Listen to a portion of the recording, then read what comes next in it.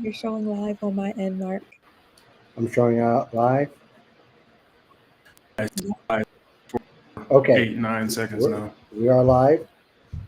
Okay, good deal. Thanks for you all's patience. This is Mark Anthony Dyson, the Jobs Scam Report podcast, and we're back for another episode. Kind of watching everything because all the connections are kind of going crazy on my end. If it seems like we're going in and out, it's a little slow because it is dragging just a bit, and we're doing the best we can. You guys understand it's technology. Welcome to the first time joining us, and if you're joining us back. I want to welcome quickly my crew members. Jay Jones, sir, how are you? The profiler. Doing all right. How about you? Glad to be back. Doing well, thank you. And Jay just had me change his numbers from 28,000 to 31,000 fake jobs removed. And probably that second number 6,000 might be a little bit different too. So I don't know how close you're keeping tabs of that, Jay. But we are grateful for all the work that you're doing here on LinkedIn. Thank you very much, sir. Thank you. Honored to do it. All right. And Ashley Price Horton, APH, what's good with you, ma'am? I am doing amazing. Glad to be here with you guys.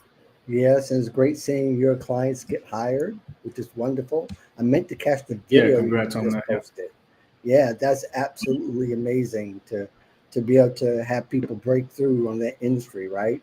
Especially when it comes to cybersecurity, which we're all Yeah, about and here, right? we just passed the $2 million mark from the start of this year to now. So that's in, 6 months. So everybody's been putting in a lot of work, a lot of effort, but they're reaping the rewards. It's worth it.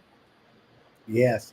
And if somebody could help me keep my eye out for Russell Irby, we're hoping he was able to join us when he can, sometime during this stream. So we are going to Mhm. go forward without him, not because we want to, because I just got the message and we didn't have time to change direction here or even postpone it a little bit. So I just wanted to go ahead. I'm sure he'll understand. He's a flexible guy. We love him and we miss him, but we hope he'll join us.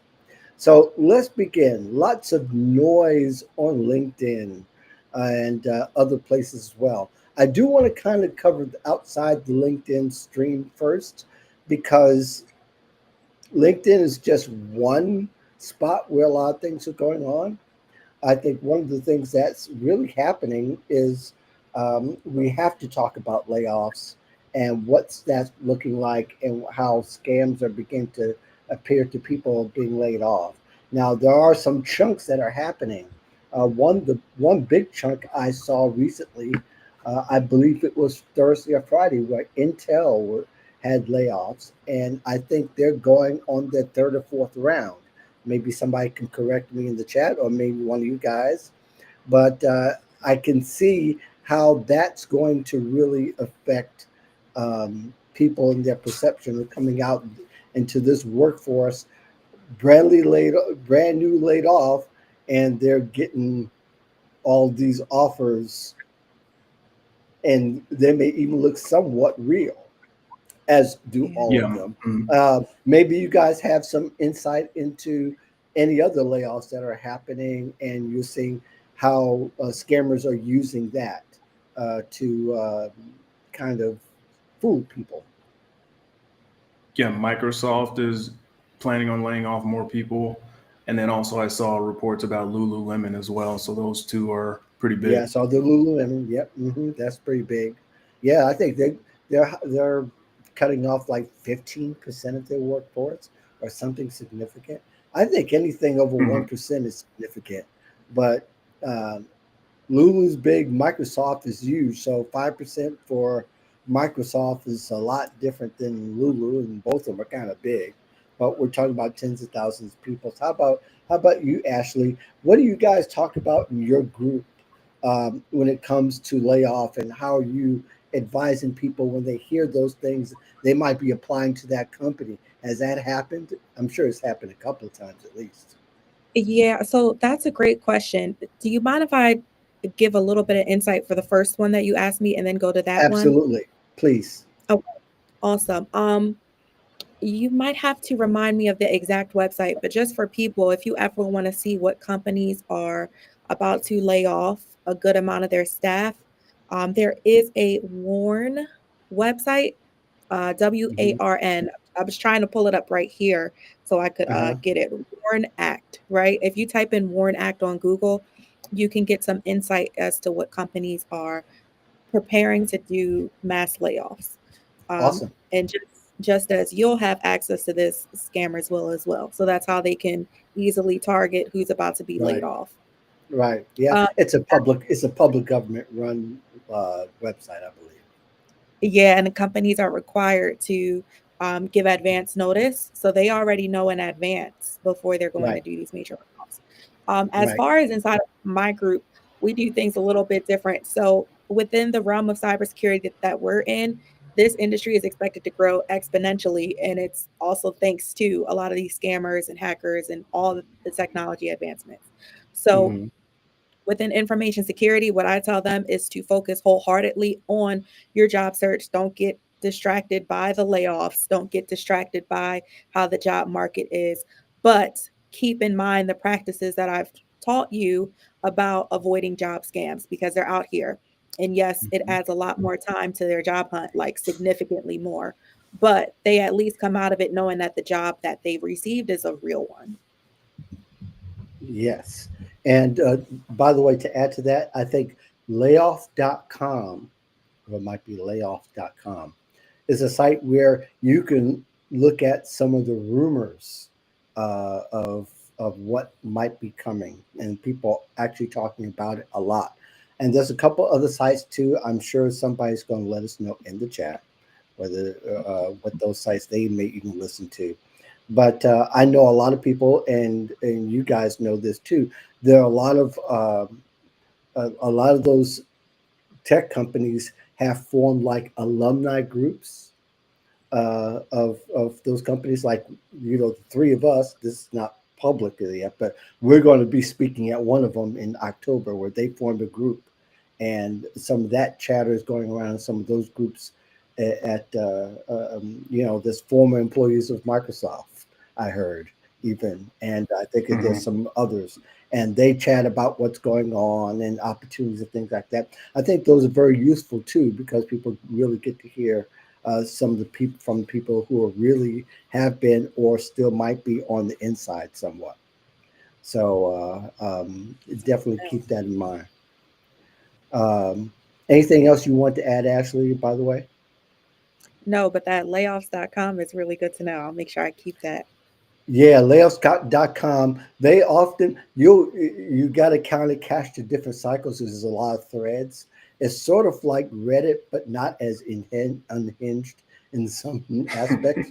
But Reddit is also a viable, good site to kind of listen to the murmurs under the earth, so to speak, too.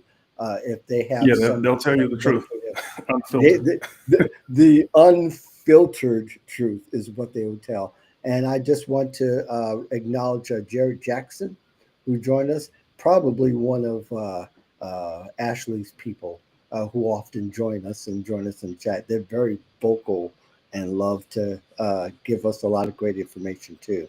So, just want to continue on. But the idea that the great advice you give is exactly what really all job seekers should do. They shouldn't focus and get distracted on the news from their job search. They should focus on their job search.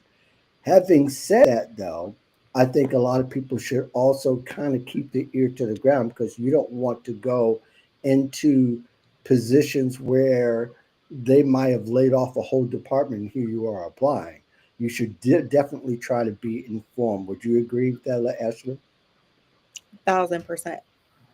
1000%. And so for me, when my clients are in the application process, they're putting out their applications, and then they're starting to hear things back. That's a big piece. You got to do your research before you Hmm. even get in there. Because, like I tell them, don't think that every opportunity you get is a good one. You got to make sure it's a good fit for you. And so you need to be on Reddit. You need to be on Glassdoor. You need to be looking at the forums and the chats and seeing what people have said so you know what you're walking into should they give you an offer. Absolutely. Absolutely. You want to add anything to Yeah. that, Jay? Yeah, always ask why the position is available because that will reveal a lot in it of itself. Because if the Mhm. position previously had a lot of people that were in it and then they leave, then that's a sign that there's not a stability there or it's not the best environment to get into. Um, and if they start to like stumble or get a bit unsure of what they're saying when you ask that question, that's a tell that there's a problem there that you should potentially avoid. And then I see Jared, he asked the question, did you say Warren Act? And yeah, actually, she did say Warren Act, Yeah. WARN. Yeah. And so, Correct. yeah, not to be Yeah. distracted because, it's a lot going on in the world. It's a lot that is weighing on people's minds, hearts, spirits. And, at the end of the day, the way I look at it is every 28, 30, or 31 days, depending on the month, bills are due. So keep that in front. Right. Right. And people are going to have to learn to adapt. And you may have to adapt and mold yourself differently several times a year because it's going to Hmm. look different if you go from being unemployed to a contract or a temporary position. And some people use temporary agencies still.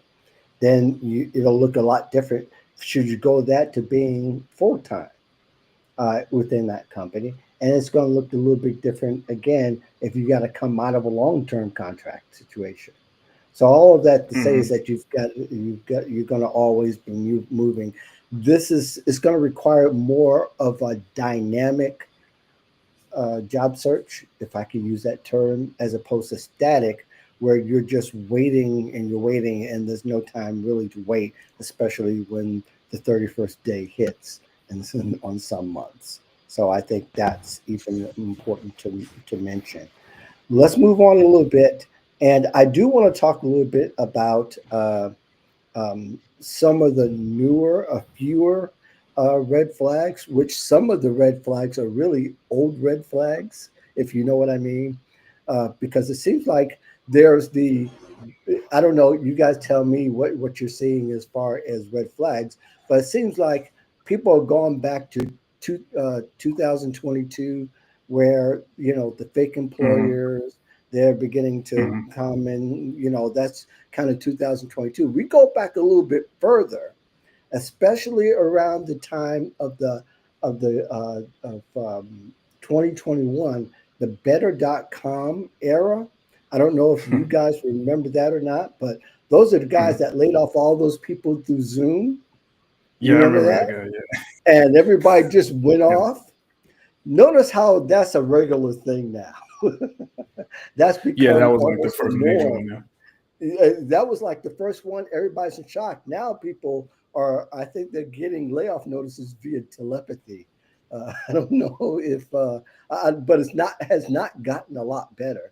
But I think that is playing on some of the psyche of the job seekers. We talked about layoff PTSD before in a couple other podcasts before. I know I've mentioned it in my solo casts. But are you guys seeing something kind of a little bit of old and a little bit of new with the scams that you're seeing, whether it's Yeah. online, offline, by phone? Go ahead, Ashley. Actually, it's funny because I still am getting those text messages, the text message scams where they're like, "Hey, we Right. have this job opportunity," but it's leading with a lot more empathy now as opposed to how it used to be.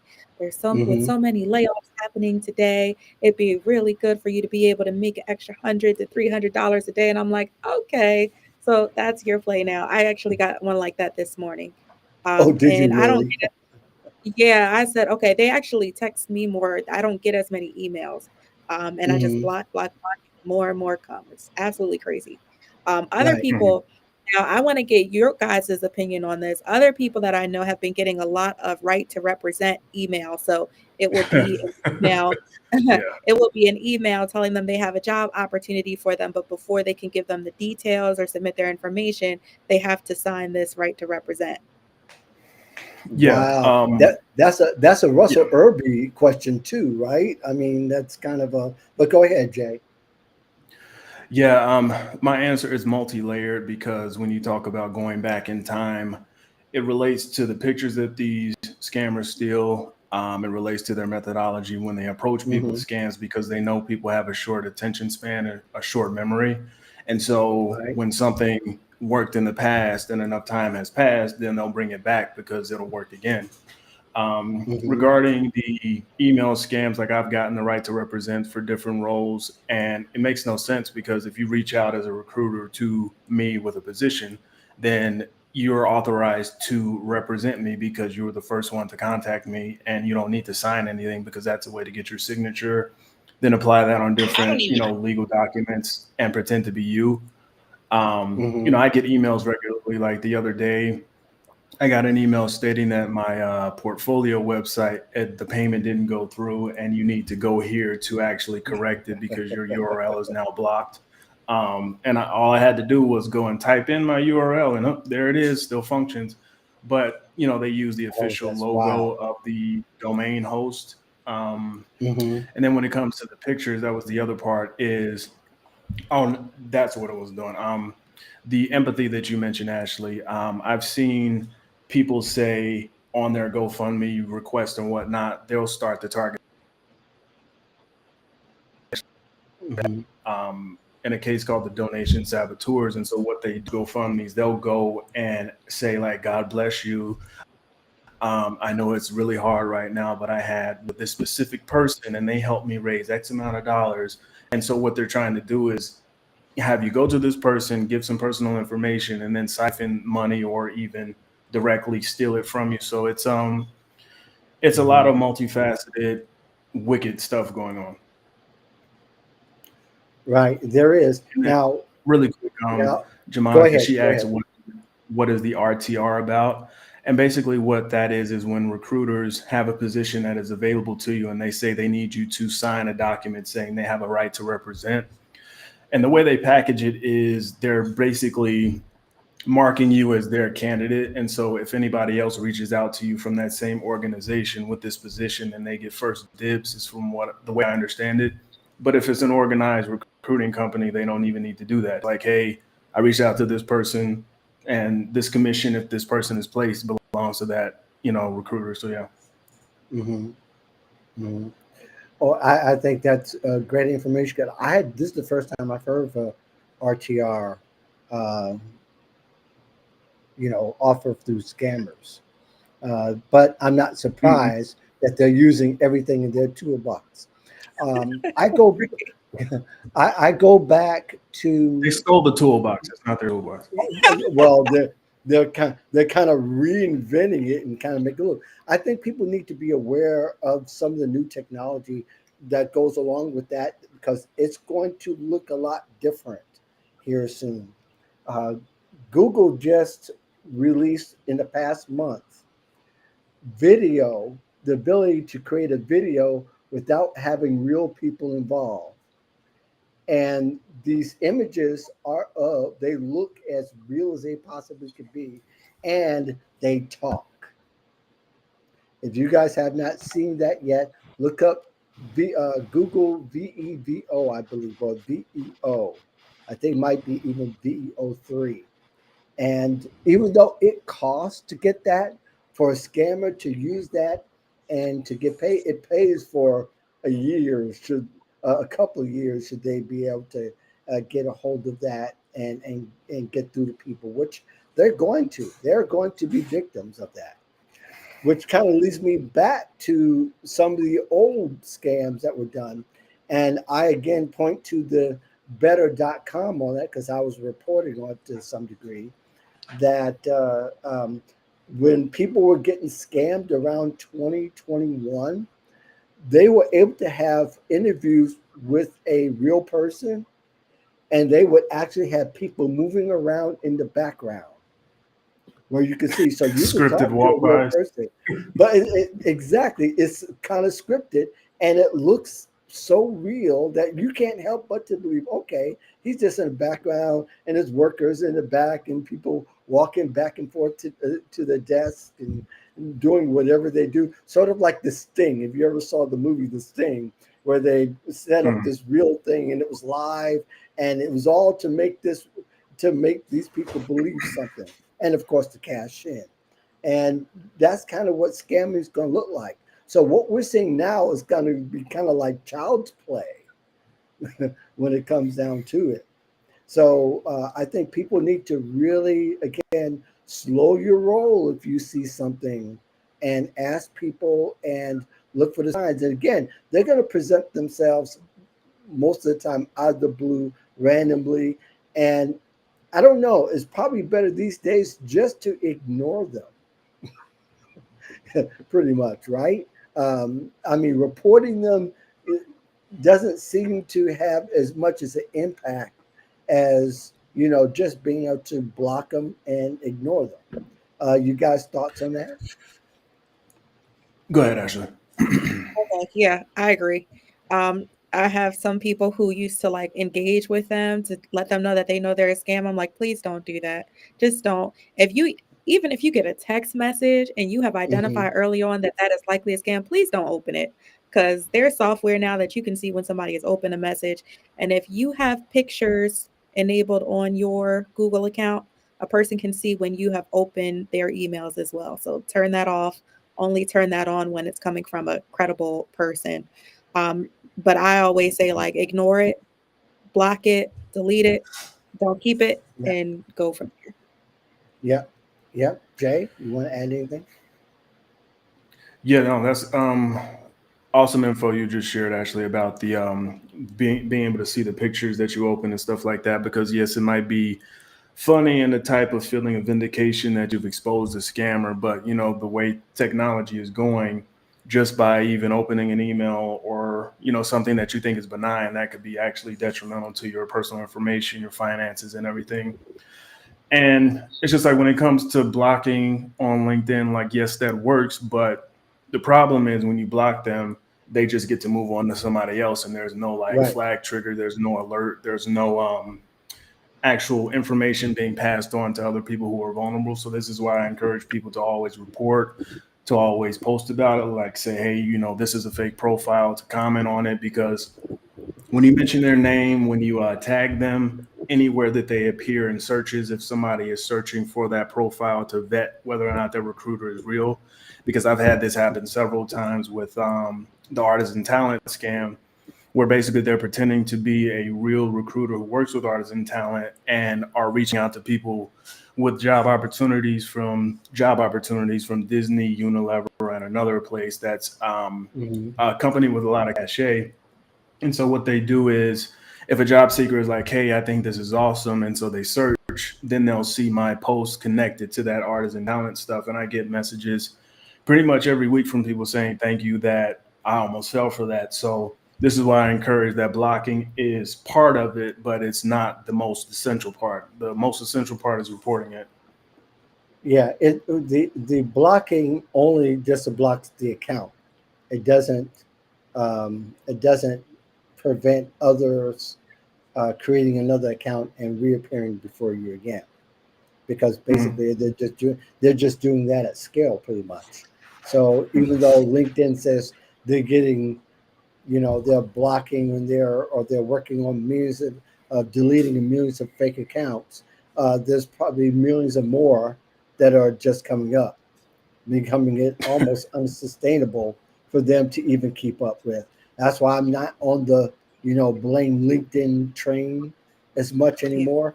I just know that their capabilities, they're handicapped until it really goes dark. Then there's maybe a major thing that will be done.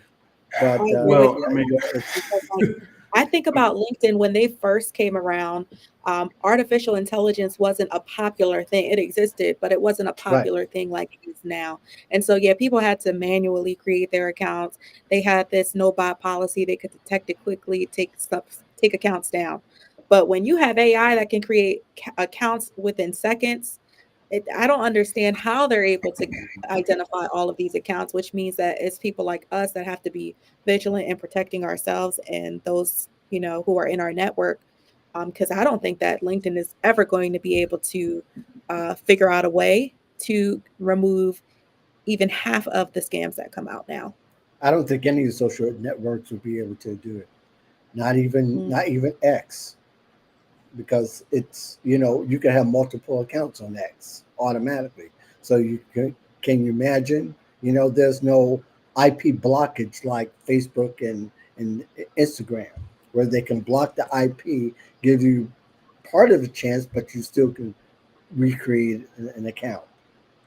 Definitely. So we should talk about, though, as well as many things I like to talk about.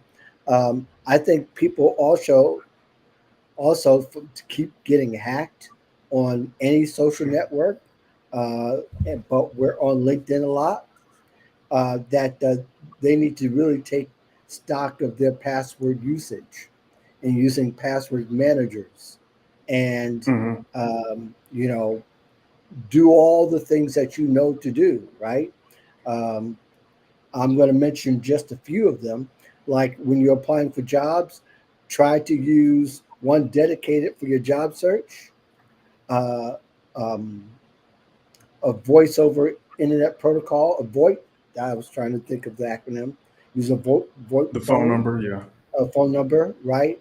Don't put your address on a resume. Thank you, No. please, and thank you. And and just be careful in what information you're giving. A lot of times resumes contain way too much information than they should. Did I forget Mhm. anything? But I think that those are the basics of things, because those I, are exploited publicly, even maybe I not to the general public, but to employers and recruiters at mass and large. Go ahead, Ashley. Yeah, and sorry, Mark, there was like a little bit of a delay, so I thought you stopped. I didn't want you to think I was Oh, talking over you. okay. Um, so what I like to tell people is don't reuse the same password ever or at all. Have Hmm. a different password for every account that you create. This way, if anyone becomes compromised, all of them don't become compromised. Change your passwords if Yeah. at the least every 6 months at this point. And you might be Hmm. thinking, well, but I've got 30 accounts and I've got to change. Yes, change all 30 of them every 6 months. Go through, delete the accounts that you're no longer using. Try to use some kind of a password manager if possible, but a reputable one. And the other thing is do not use the super easy, like make sure your password has letters, numbers, digits, right? Things that are going to be Hmm. hard for it to break. So, not your kids' names, not your partner's name, 1, 2, 3, none of that.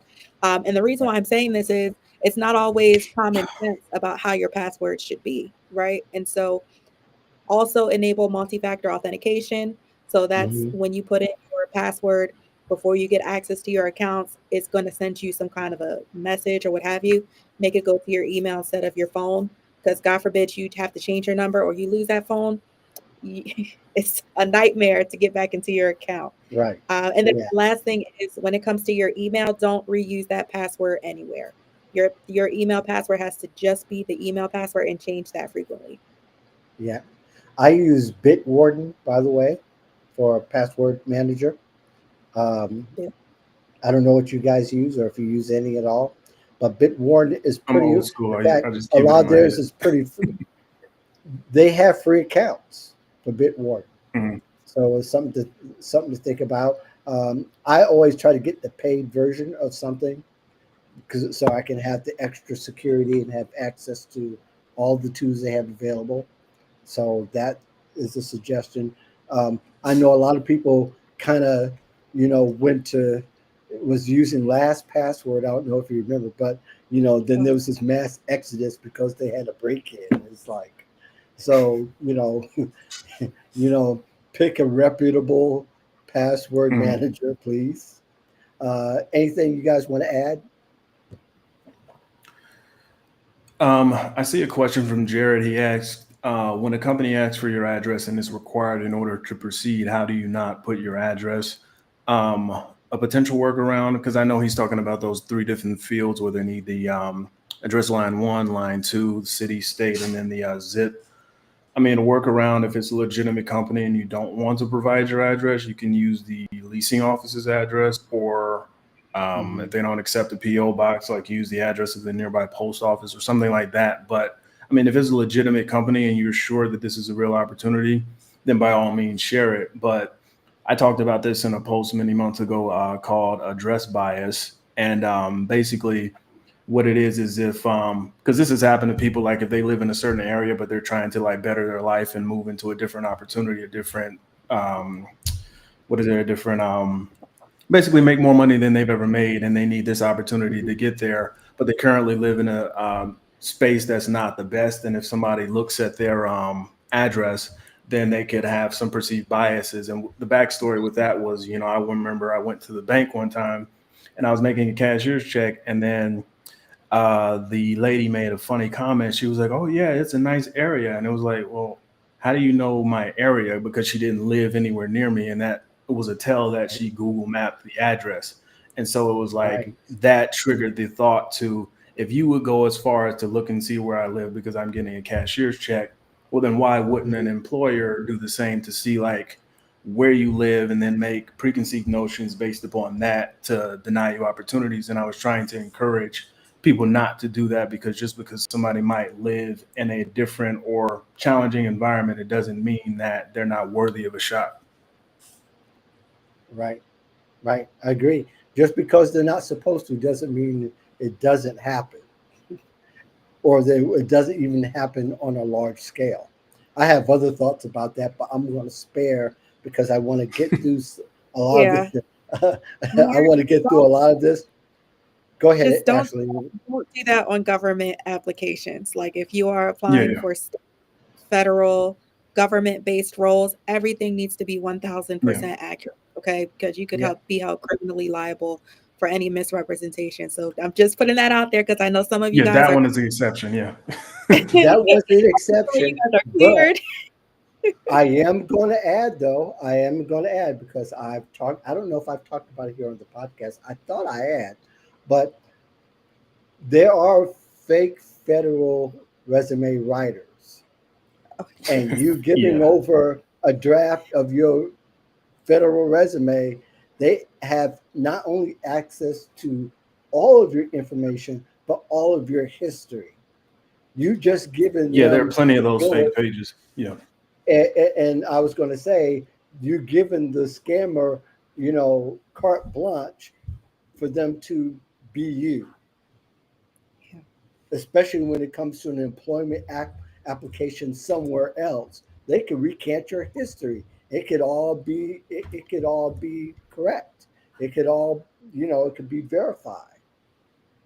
And the only difference is they may not have seen their real face, but your real face, probably they have that information through maybe a LinkedIn profile, your Facebook account, some other social account, or something from the past. People use it all the time and get by. Look, don't fall for those fake uh, people who are saying that, yeah, we do federal resumes and we could redo yours so you could qualify for this, that, and the other. Don't do it. Don't do it. And Be there's sure one you vet everything and everybody. Go ahead, Jay. yeah, there's one key thing when it comes to the resumes, the federal ones, because they recently announced that they're cutting them down to 2 pages now to Yeah, I modernize the saw that. application process. And I saw so that. that's a gold mine for scammers. They're like, hey, I can help you cut it down from 4 to 2. Because if you've always done 4, then it's tough to condense all of that into just 2 pages. And they can come and get you and be like, hey, happy to help condense this for you, because fake resume writers, they'll steal the about sections, they'll steal resume templates, they'll steal certificates, anything from a real resume writer that they can steal, they will. And then what they'll Mhm. do is they'll either undercut on pricing or outright just copy the same thing and sell it at the same price or maybe even a premium. And with that, they get to con you in at least 3 or 4 different ways. So My Right. God. They Yep. charge you over That's $1,000. great. yeah, federal, they get to Right. say Yeah. like Well, it's a premium process. Well, well, if people who don't know any better, a federal resume can be anywhere from 2 to 25 pages traditionally.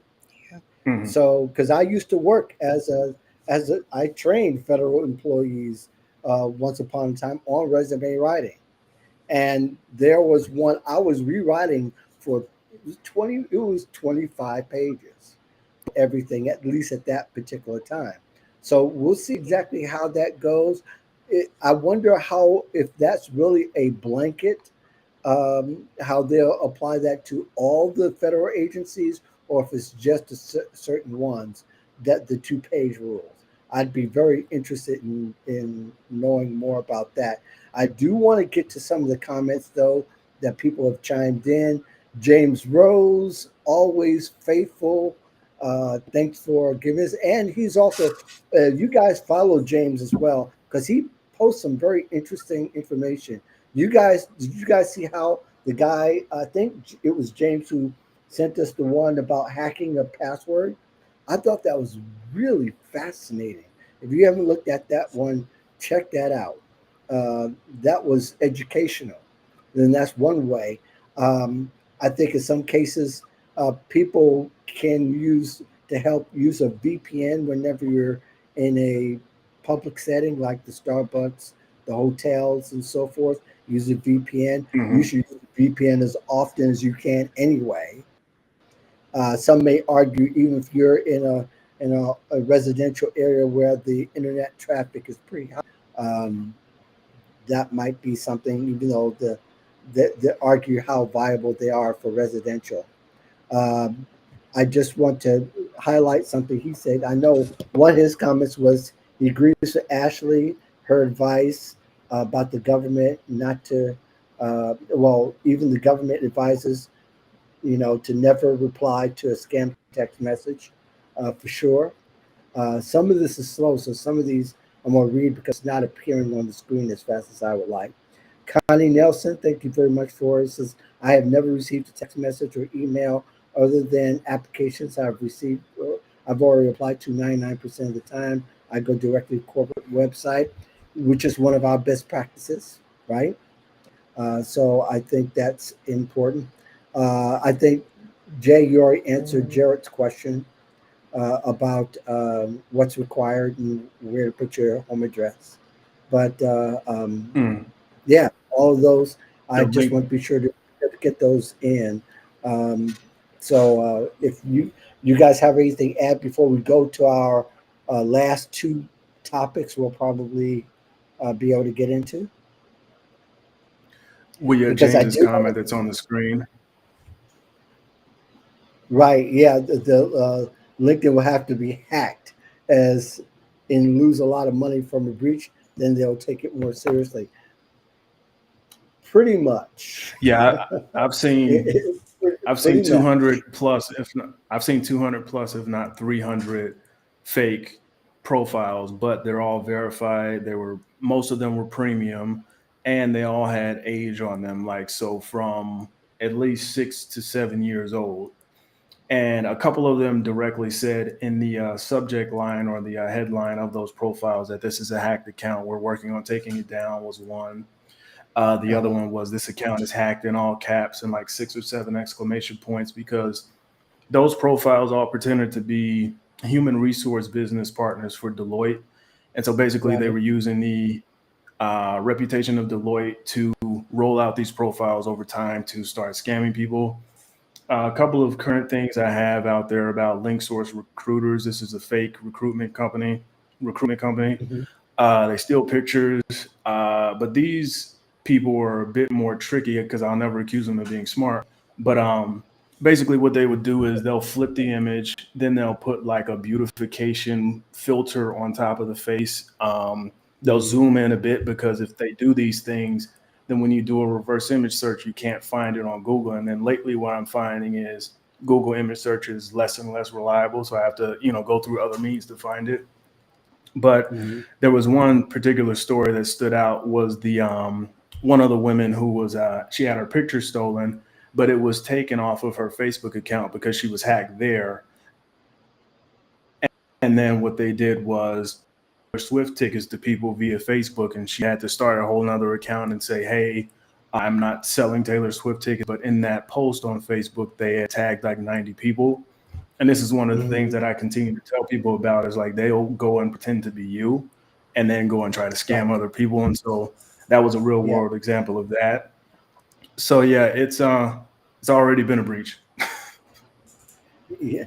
And you know what's interesting is, there are companies that invest in ads and in the LinkedIn recruiter tools and all that. I would think that they want to speak up a little bit more too, because that's a big revenue source for LinkedIn.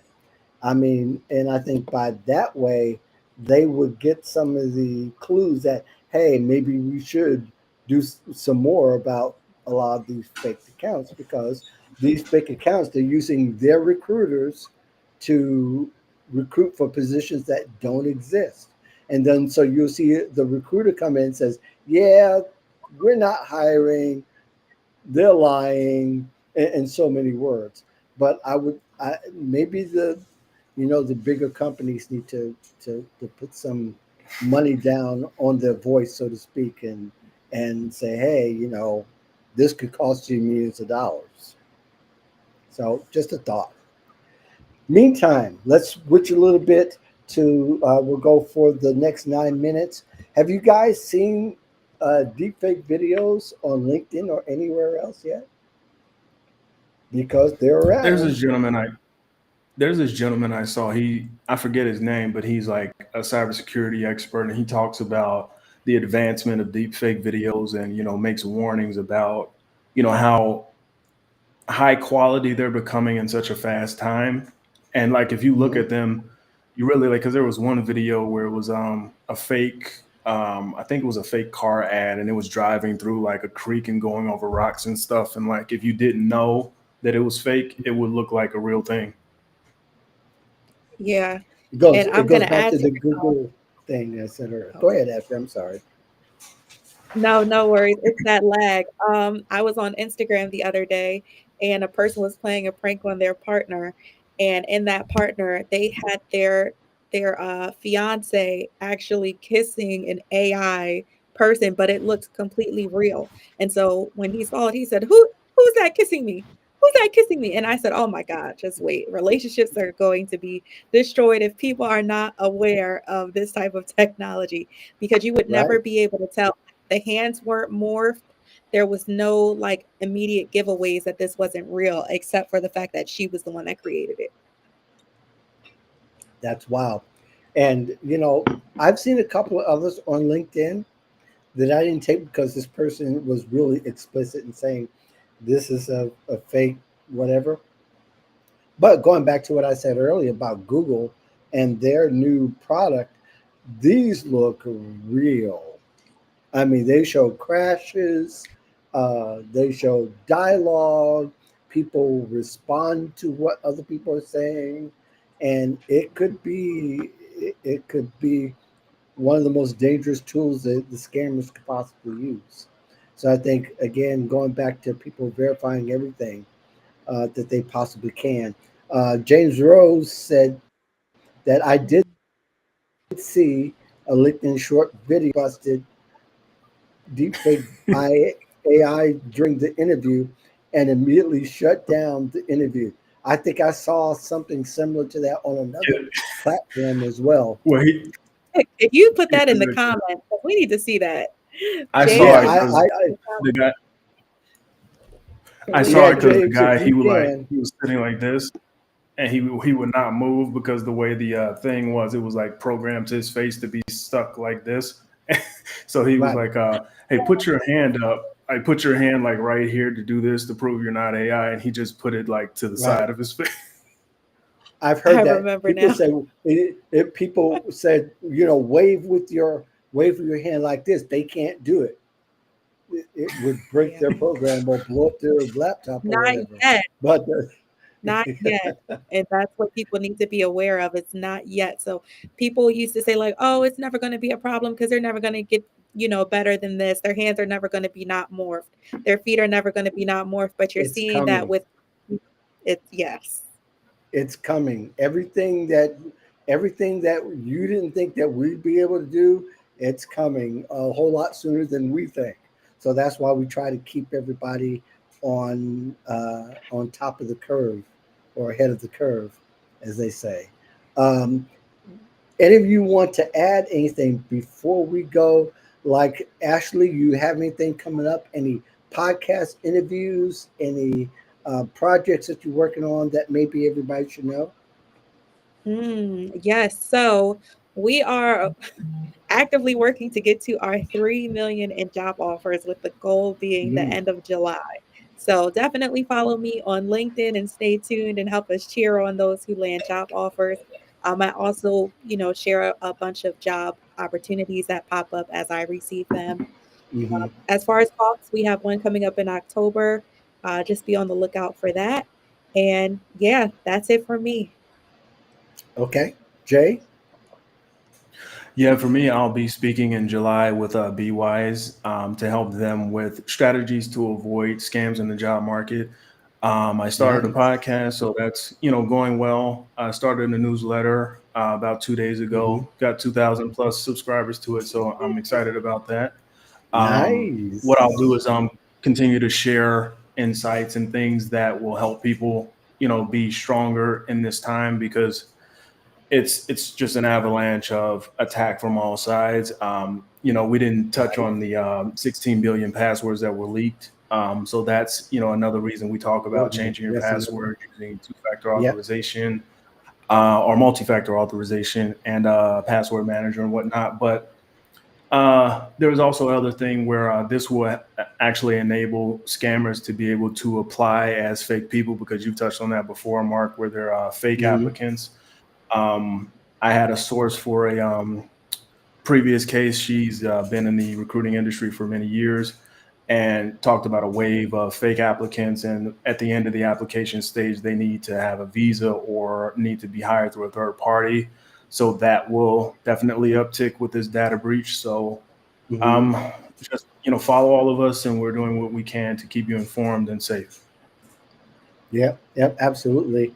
And congratulations, 2,000 subscribers. That's pretty Yay, quick. bro.